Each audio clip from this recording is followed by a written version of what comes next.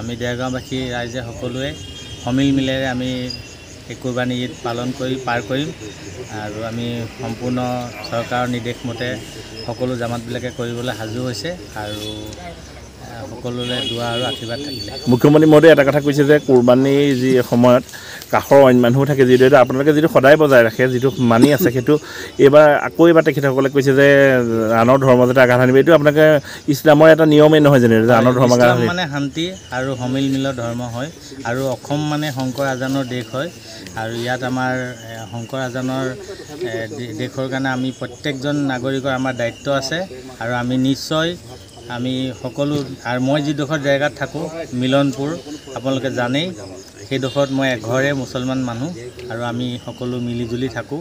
সকলোৰে দুখত ভাগ লওঁ, সকলোৰে সুখত ভাগ লওঁ, সকলোৰে আমি ঈদ বিহু একেলগে পালন কৰোঁ। আমাৰ দেৰগাঁও তথা গোলাঘাটত তেনেকুৱা কোনো অপ্ৰীতিকৰ সৃষ্টি আজিলৈকে নাই হোৱা, কোনো ভেদাভেদৰ সৃষ্টিও নাই, কোনো ব্যক্তিয়ে যাতে কৰিব নোৱাৰে তাৰ কাৰণে আমি সদায় সচেতন হৈ থাকোঁ। আজাহা অনুষ্ঠিত কৰিছে আৰু সেই হিচাপে আমি দেৰগাঁও আঞ্চলিক গাঁৱতো ঈদুল জোহা উদযাপন কৰিলোঁ।